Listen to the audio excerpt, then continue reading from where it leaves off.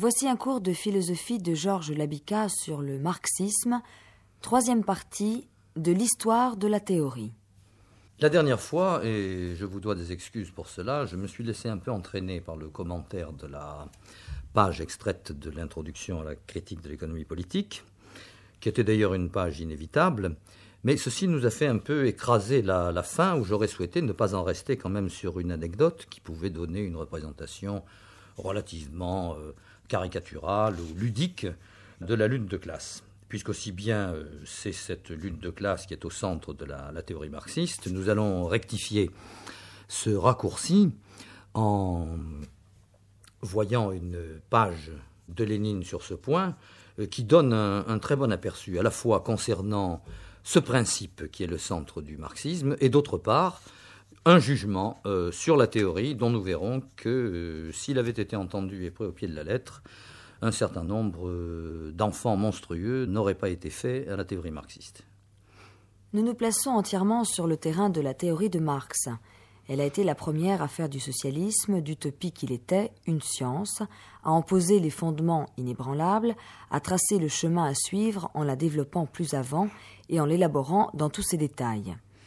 Elle a mis à nu la nature de l'économie capitaliste moderne en expliquant comment le salariat, l'achat de la force de travail, dissimule l'asservissement de millions de non-possédants par une poignée de capitalistes, de propriétaires de terres, de fabriques, de mines, etc. Elle a montré comment toute l'évolution du capitalisme moderne tend à évincer la petite production par la grande et crée les conditions qui rendent possible et nécessaire l'organisation socialiste de la société. Elle nous a appris à discerner derrière le voile des coutumes enracinées, des intrigues politiques, des lois subtiles et des doctrines astucieuses, la lutte des classes, la lutte qui oppose les diverses classes possédantes à la masse des non-possédants, au prolétariat qui est à la tête de tous les non-possédants. Elle a élucidé la véritable tâche d'un parti socialiste révolutionnaire qui n'est pas d'inventer des plans de réorganisation de la société ou de prêcher aux capitalistes et à leurs valets l'amélioration du sort des ouvriers ou de tramer des complots, mais d'organiser la lutte de classe du prolétariat, de diriger cette lutte dont le but final est la conquête du pouvoir politique par le prolétariat et l'organisation de la société socialiste. Nous ne tenons nullement la doctrine de Marx pour quelque chose d'achevé et d'intangible. Au contraire, nous sommes persuadés qu'elle a seulement posé les pierres angulaires de la science que les socialistes doivent faire progresser dans toutes les directions s'ils ne veulent pas retarder sur la vie. Nous pensons que les socialistes russes doivent absolument développer par eux-mêmes la théorie de Marx, car celle-ci n'indique que des principes directeurs généraux qui s'appliquent dans chaque cas particulier, à l'Angleterre autrement qu'à la France autrement qu'à l'Allemagne, à l'Allemagne autrement qu'à la Russie. Bien, cette page n'appelle, vous voyez, aucun commentaire. Elle nous permet de bien mettre au point, par conséquent, ce sur quoi nous étions arrêtés dans les leçons précédentes, et nous pouvons maintenant aborder la question de l'histoire du marxisme. Là, il est entendu encore plus fortement qu'ailleurs que, en l'espace de si peu de temps, nous ne traiterons pas de l'histoire du marxisme. Mais je ferai quelques remarques pour donner des directions à la réflexion qui, évidemment, sont développées dans les cours que je fais à Nanterre. Mais tout d'abord, pour nous débarrasser de ce qui est en général une corvée, s'agissant de l'histoire du marxisme, pour laquelle on se demande souvent à quels endroits on peut chercher, quels sont les livres qu'on peut lire, je vais vous en donner, sans qu'il s'agisse d'une bibliographie très longue, quelques références. Il y a d'abord, en français, l'Histoire générale du socialisme qui est parue aux presses, sous la direction de Jacques Droz et qui compte 4 volumes. Il y a la grande histoire qui est parue en italien chez Einaudi et qui s'appelle Storia del Marxismo et qui fait 5 volumes, qui est un ouvrage de référence indispensable. Il y a d'autre part le dictionnaire critique du marxisme qui est paru aux presses sous ma direction, et je ne le mentionne pas du tout par faire valoir, tout simplement parce que pour rédiger ce dictionnaire, nous nous sommes mis à 85. Vous voyez donc, il s'agit de pas mal de gens. L'histoire en anglais de Cole, qui s'intitule A History of Socialist Thought, fait 7 volumes, mais elle est un peu vieille. Il y a aussi les 5 petits volumes qui sont parus en 10-18, qui s'intitulent Histoire du marxisme contemporain. Mais à ces 2 ouvrages-là, je préférerais, moi, pour ceux qui lisent l'italien ou l'allemand, les 2 volumes intitulés Histoire du marxisme, Storia del Marxismo et Geschichte des Marxismus, qui est reparu récemment chez Suhrkamp, qui sont un ouvrage traduit du serbo-croate et écrit par Predrag Vranitzky. Bien, cette petite corvée de référence étant terminée, prenons quelques points de repère pour nous y retrouver dans l'histoire du marxisme. Essentiellement 3. Le premier consistera en quelques remarques sur l'œuvre. Le second traitera du couple ou abordera le couple théorie et politique. Et le troisième, l'autre couple de l'orthodoxie et de l'hétérodoxie ou des hétérodoxies dans le marxisme, ne serait-ce que pour donner quelques repères. Eh bien, tout d'abord, l'œuvre de Marx. L'œuvre de Marx, j'y ai déjà fait allusion, mais sans en dire quels sont les traits. Prenons ces traits maintenant. Le premier, c'est qu'il s'agit d'une œuvre duel. Cette œuvre est à la fois celle de Marx et celle d'Engels. Et il est arrivé dans l'histoire du marxisme qu'on fasse passer des lignes de démarcation entre ce qui était l'apport de Marx et l'apport d'Engels. Je n'entrerai pas dans le détail, mais disons qu'en général, la chose est présentée de la manière suivante. Marx serait le savant, attentif, gentil, sérieux, et puis Engels serait l'homme politique pressé, matérialiste, qui aurait entraîné Marx sur des chemins sur lesquels ce dernier n'aurait pas voulu aller. Laissons de côté cette question. Souvenons-nous qu'il s'agit donc d'une œuvre à 2. D'autre part, autre remarque, l'œuvre de Marx, j'y ai fait allusion la dernière fois, est une œuvre qui est inachevée. Quand on ouvre le Capital, quand on ouvre le 3e volume du Capital, on est en présence d'un chapitre qui comporte 1 page et demie, qui est intitulé « Les classes sociales » et que Marx n'a jamais achevé parce que la mort le prend au moment où il rédigeait ce chapitre. Nous sommes devant donc le paradoxe suivant, que le moment où, dans sa grande œuvre, Marx aborde la question des classes sociales, c'est un moment sur lequel nous ne savons rien, parce que Marx n'a pas achevé ce chapitre. Je souligne le fait que ce paradoxe n'en est pas vraiment un, dans la mesure où il y a bien d'autres indications concernant les classes sociales dans l'œuvre de Marx. Mais prenons par exemple la question de l'État. On s'est soucié beaucoup dans les 10 dernières années, les 15 dernières années, de la question de l'État chez Marx, les gens se partageant entre ceux qui affirmaient qu'il y avait chez Marx une théorie de l'État, d'autres qu'il n'y avait pas de théorie de l'État. Eh bien, nous constatons là aussi que le Capital avait inscrit dans son programme une longue étude, vraisemblablement plusieurs chapitres sur l'État. Marx n'en a pas écrit une ligne. C'est donc dire que là aussi, il y a une recherche qui doit être engagée. 3e remarque concernant l'œuvre de Marx. Eh bien, je dirais que cette œuvre de Marx, elle a eu ceci de particulier, qu'elle a été lue dans le désordre. Marx a relativement peu publié dans son existence. C'est donc dire qu'il a laissé beaucoup d'inédits, il a laissé beaucoup de manuscrits. Certains de ces inédits ont été publiés bien après sa mort, parfois très largement après sa mort, puisque certains voient encore le jour aujourd'hui même. Parfois aussi, les manuscrits qu'il avait préparés et qu'il destinait à la publication n'ont pas été publiés par lui. C'est-à-dire ils ont été l'objet d'un travail de mise en forme qui a été dû à certains de ses amis et de ses successeurs. Par exemple, je parlais du Capital. Marx n'a publié que le livre 1 du Capital. Le livre 2 et le livre 3 ont été publiés par le soin d'Engels. Engels est interrompu par la mort, de telle sorte que c'est un ami d'Engels, Karl Kautsky, qui publiera le livre 4 du Capital. Et on a pu reprocher à l'un comme à l'autre, c'est-à-dire à Kautsky et à Engels, d'avoir sur le manuscrit de Marx opéré un travail de mise en forme qui n'aurait peut-être pas été celui de son auteur. J'ajoute à ce caractère de la non-publication de l'œuvre de Marx que chaque fois qu'un manuscrit important a été publié, ça a été le cas par exemple dans les années 30 de notre siècle, de l'idéologie allemande ou d'autres textes plus brefs, d'avoir fait repartir toute une polémique, toute une problématique, par exemple autour de l'œuvre du jeune Marx, qui n'était pas connu des théoriciens marxistes du début de notre siècle. J'ajouterai un autre trait, c'est que cette œuvre, aujourd'hui encore, dans son intégralité, n'existe pas. Nous avons un peu plus de 40 volumes de l'édition allemande, de la Marx-Engels-Werk, l'œuvre de Marx et d'Engels, et c'est seulement à la fin de notre siècle que sera publié le dernier des 100 volumes de l'édition complète de Marx, qui en est aujourd'hui, je crois, à son 19e ou à son 20e volume. Vous voyez donc les paradoxes qui s'accumulent ainsi.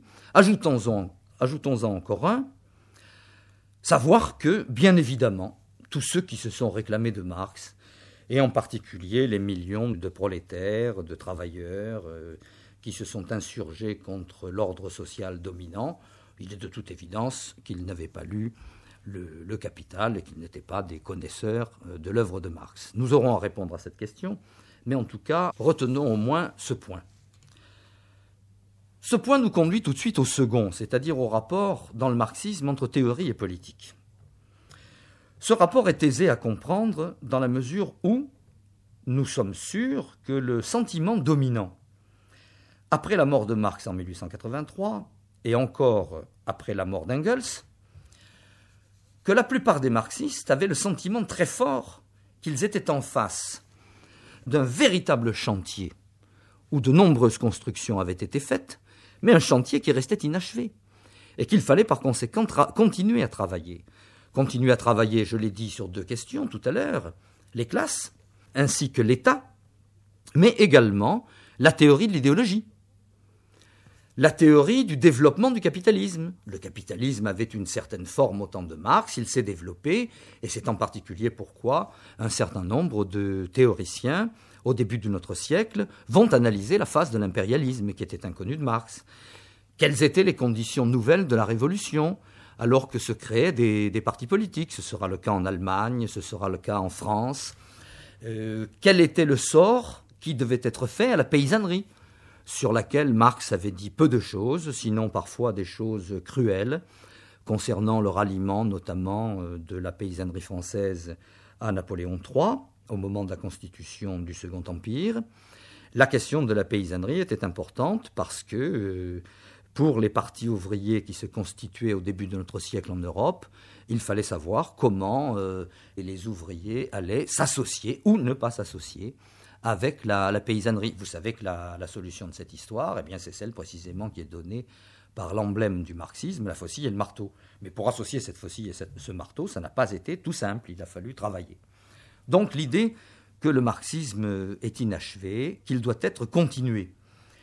Et alors ici, on constate que pendant très longtemps, pendant toute une période, la préoccupation qu'on peut appeler intellectuelle ou proprement théorique et la préoccupation politique n'étaient pas dissociées. Je veux dire par là, par exemple, que Marx et Engels ont été, comme Lénine l'a dit, de bout en bout de leur existence, des hommes de parti, mais il faut entendre par là qu'ils ont été des hommes de parti au sens où ils ont pris le parti de la classe ouvrière, mais non pas au sens où nous dirions aujourd'hui qu'ils étaient des hommes de parti, puisque Marx lui-même aura l'occasion de dire qu'il a rompu avec les différentes affiliations politiques, et qu'en ce qui le concerne, s'il devait se définir, il se définirait seulement comme écrivain. C'est-à-dire qu'il avait eu un certain nombre de déboires avec les gens qui se réclamaient de lui. Cette liaison de la théorie et de la politique est pourtant très réelle, aussi bien chez lui que chez Engels, puisque Marx a été le fondateur, le conseiller, l'animateur, à travers naturellement des discussions et parfois des querelles très fortes de la première internationale, qu'on appelait l'Association internationale des travailleurs, et que Engels a été, quant à lui, le véritable tuteur de la deuxième internationale. Les uns et les autres, mais Engels notamment, ont tenu sur les fonds baptismaux un certain nombre de partis, puisque l'un ou l'autre se trouvait être responsable à la fois du mouvement de la social-démocratie allemande, mais aussi de la fondation du Parti français, mais aussi des relations avec les trade unions britanniques, mais aussi avec la social-démocratie russe, puisque ce sont les Russes qui, à la surprise de Marx, traduisent les premiers le Capital de l'allemand, mais aussi de la part d'Engels avec le mouvement italien. Par la suite, ce sont des théoriciens, c'est-à-dire ce sont des intellectuels qui développent le marxisme et qui aussi organisent les partis politiques. Ce sera le cas dans la social-démocratie allemande, notamment. Ce sera aussi le cas en France, c'est le cas en Russie, avec Vera Zasulich, avec Plekhanov, avec Lénine, Trotsky et un certain nombre d'autres. Ce que nous pouvons dire, c'est qu'à un moment donné, la liaison entre la théorie et la politique se brise. Ce moment, nous pouvons l'assigner à la constitution des partis politiques.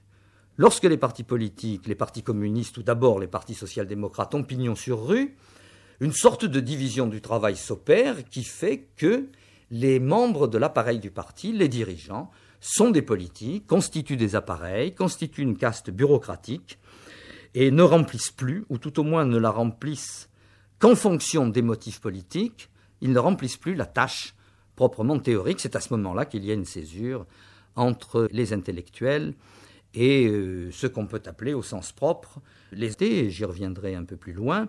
Elle tient à la mise en place de l'appareil stalinien, qui naturellement comporte bien d'autres aspects que celui-là. Mais enfin, je tenais à mentionner celui-là pour faire apparaître le moment où surgit une césure entre théorie et politique qui était profondément unie chez Marx. Qui était unie chez Marx au point que, lorsque Marx rédigeait son œuvre théorique, et notamment le Capital, je disais la dernière fois qu'il avait toujours les yeux fixés sur le mouvement ouvrier de son époque. Ajoutons qu'il avait non seulement les yeux fixés sur le mouvement ouvrier de son époque, mais en regardant ce qui se passait dans la Révolution de 1848, en observant ce qui se passait pendant la Commune de Paris, il était amené non seulement à rectifier des éléments importants de sa propre théorie, par exemple concernant l'État, concernant la dictature du prolétariat, concernant la violence, concernant l'importance du suffrage universel, mais il rectifiait aussi ses propres vues théoriques.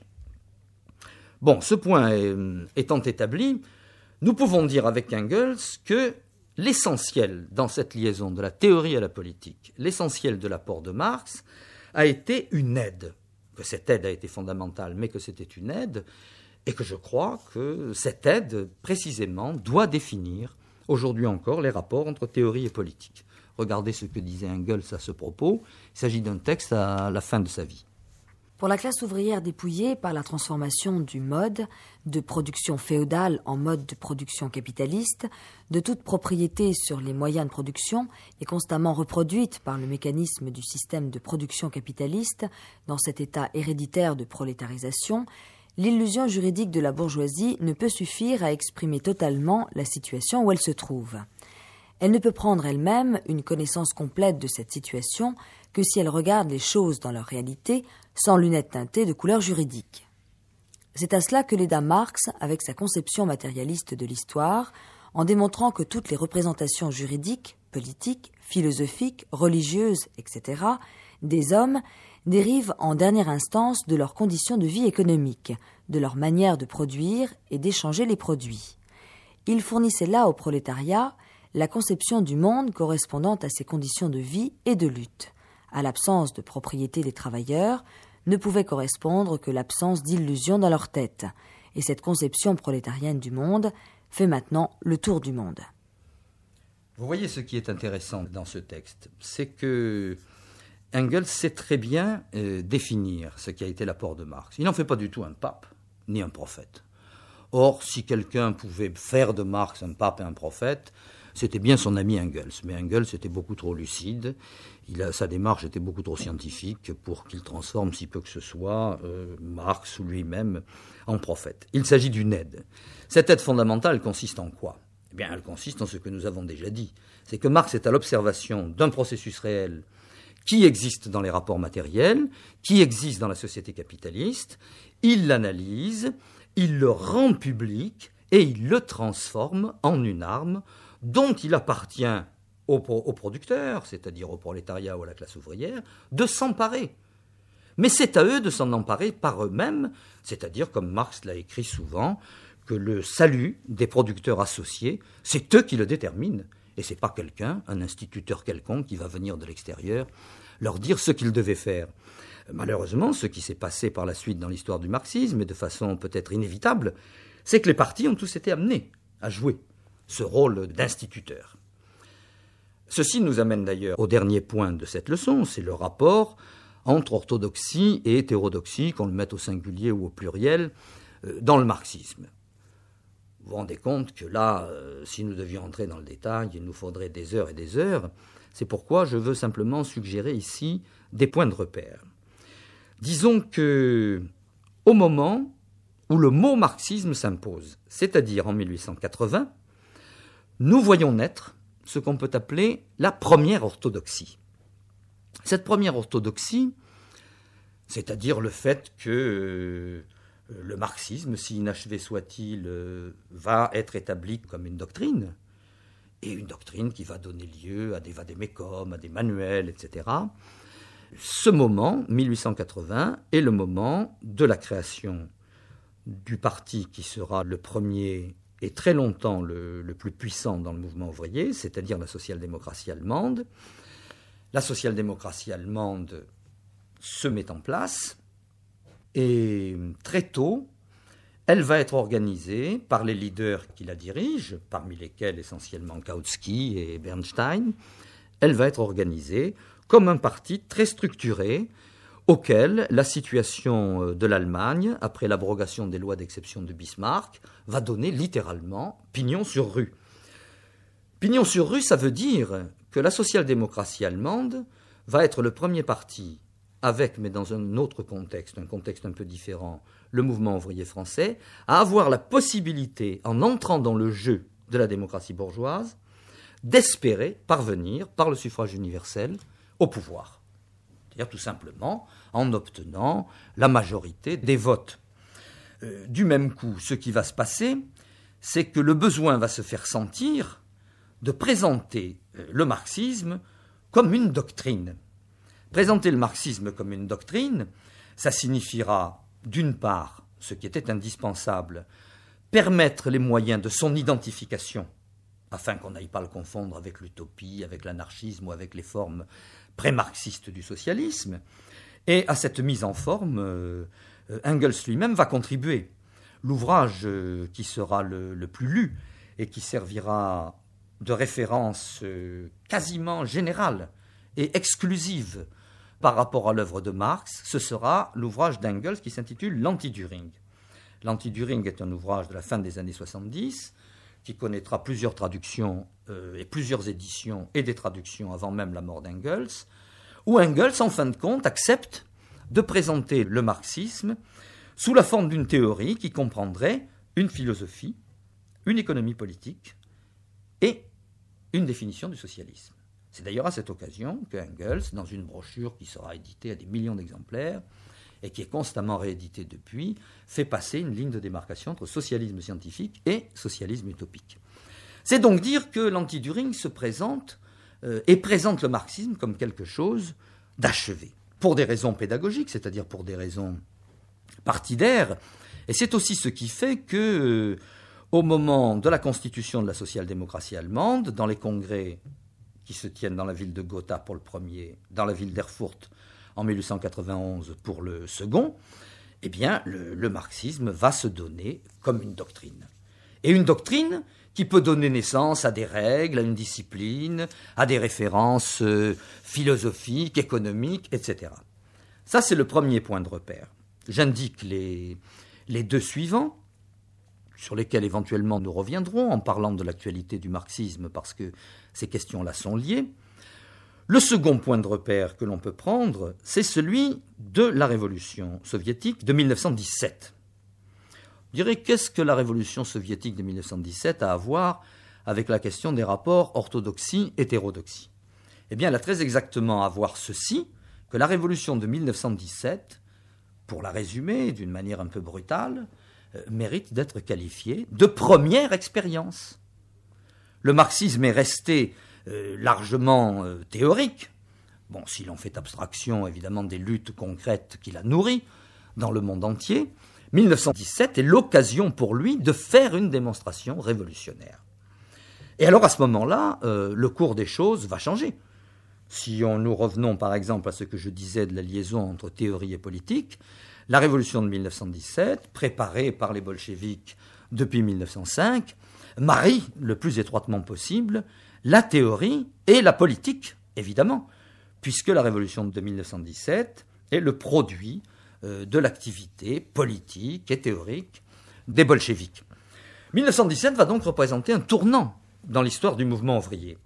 Sur l'importance de ce tournant, je reviendrai, mais j'indique tout de suite, pour ne pas nous laisser prendre par le temps, le troisième repère, qui correspond à ce qu'on peut appeler la constitution d'une seconde orthodoxie dans le marxisme, et une seconde orthodoxie qui est passablement liée à la première, c'est la fin des années 30 qui voit se constituer le marxisme comme doctrine déclarée, cette fois-ci officiellement achevée, harmonieuse, et qui va culminer dans ce qu'on appellera le diamat, c'est-à-dire le matérialisme dialectique, diamat étant l'abréviation russe du matérialisme dialectique. Le marxisme est là littéralement mis sous la forme d'un catéchisme et dispensé, enseigné comme une religion, avec la petite brochure qui est publiée par Staline et qui s'appelle le matérialisme dialectique et le matérialisme historique.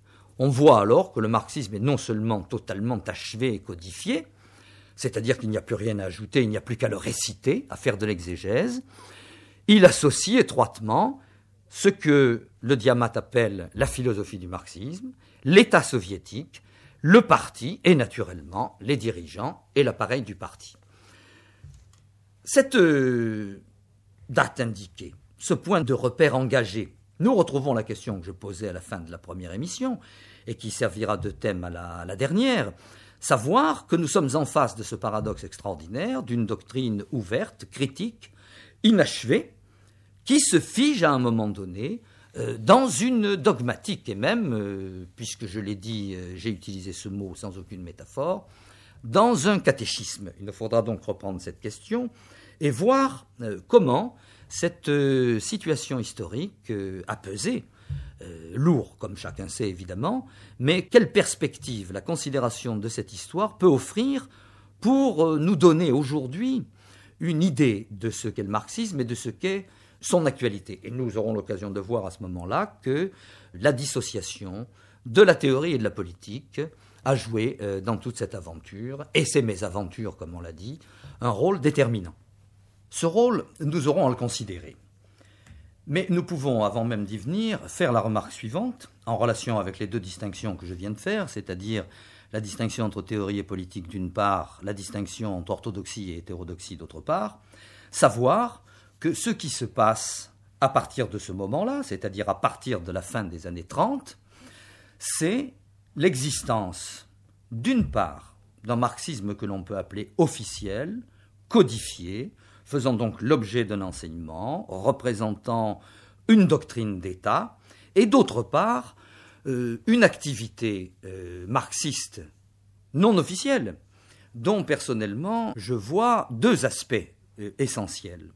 Le premier, c'est celui que j'appelle le marxisme underground, c'est-à-dire l'activité théorique du marxisme qui se continue et qui se constitue sous la croûte du dogmatisme, et qui nous amène à considérer des penseurs comme Lukács, comme Ernst Bloch, comme Lefebvre en France, Althusser et quelques autres, et d'autre part, l'activité politique des mouvements ouvriers, des mouvements prolétariens, dans les conditions nationales qui sont les leurs, par exemple en Chine, par exemple au Vietnam, par exemple en Amérique latine, où l'on voit que malgré la référence au dogmatisme officiel, ce qui s'engage là, ce qui se joue fondamentalement, c'est la relation dialectique entre ce qu'on pourrait appeler les leçons universelles ou prétendant à l'universalité du marxisme, et d'autre part les particularités, notamment nationales, dans lesquelles s'inscrivent les pratiques politiques.